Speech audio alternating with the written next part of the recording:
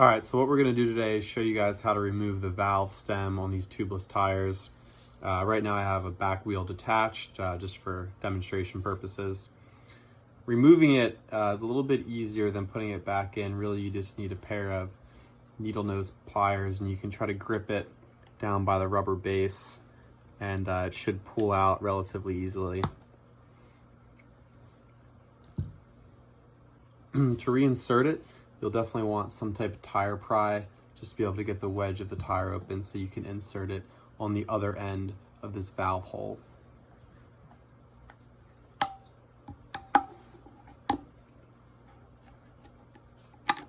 Once you have that hole exposed, you can go through, take your needle nose pliers and reinsert this right in here. So once the thread is through, you can see it coming out the other side. What you'll want to do to prevent damaging the thread is use a valve extender.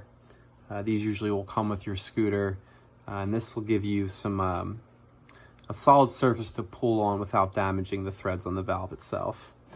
So really what you want to do is you want to pull it through just until the end of this valve is correctly seated against the rim.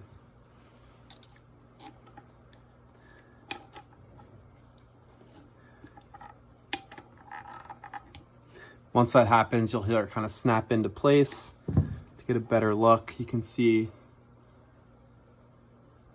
the inside of the valve stem is secure against the tire of the rim.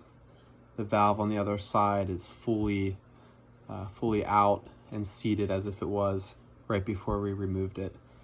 And you can go ahead and unscrew the valve stem adapter. Remove the and you'll be ready to go to reinflate this.